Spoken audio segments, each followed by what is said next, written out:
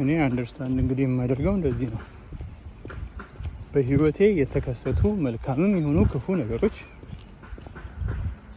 እግዚአብሔር አሊያም ዲያብሎስ ገፍተው እዛ ውስጥ አላስገቡኝም። እግዚአብሔርም ገፍቶ መልካም ነገር ውስጥ አልከተተኝም። ዲያብሎስም ገፍትሮ ክፉ ነገር ውስጥ አልከተተኝም። የእግዚአብሔርም ሆነ የጨለማው መንግስት መሪ ዲያብሎስ አቋማቸው አልቀየሩም። እግዚአብሔር ለእኔ መልካም እንዲሆን እንዲትረፈረፍልኝ ህይወቴ የተትረፈረፈ እንዲሆን አቋሙ ነው። አስገድሎ ግን እዛ ህይወት ውስጥ አያስገባኝም። ዲያብሎስ ደግሞ ሊሰርቅ ሊያርድ የመጣ ነው፣ ሊገድል የመጣ ነው። ያ አቋሙን አልቀየረም። እኔ ወደዛ ህይወት የምገባው ራሴው ፈልጌ ነው እና አሁን መሆን ያለበት የኔ አስተሳሰብ ነው መቀየር ያለበት።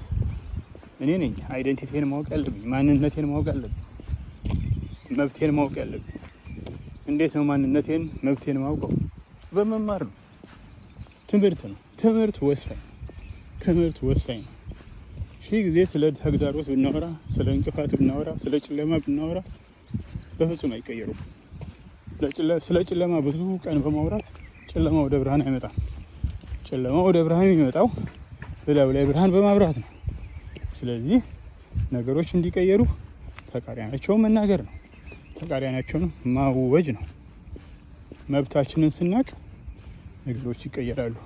ምክንያቱም መብታችንን ስናቅ ቋንቋችን ይቀየራል። እንደኛ ሃይማኖት የማይጫወተው የዓመቱ አለቃ መጽሐፍ ቅዱስ ላይ የምታውቁት ኢየሱስ በጣም ያደነቀው በጣም የሚገርም ሰው ሂድ ያልኩት ይሄዳል እና ያልኩት ይመጣል አለ። እና እንዲሄድ የምትፈልጉት ከራሳችን እንዲወገር የምንፈልገው ነገር ምንድን ነው? እሱን ሂድ ማለት ነው። እንግዲህ መብታችን እንደሆነ ከገባን በህይወታችን እንዲከሰት የምንፈልገውን ደግሞ ነገር እና ብለን መጥራት ነው። በመጀመሪያ ደረጃ እውቀቱ አለን፣ መብታችን መሆኑን እናውቃለን።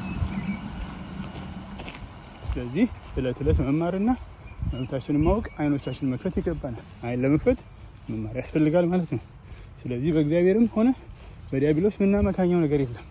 ለሁሉ ነገር ተጠያቂው እኛው ነን። ስለዚህ ነገሩንም ለመቀየር ባለሙሉ ስልጣኖቹ እኛው ነን ማለት ነው።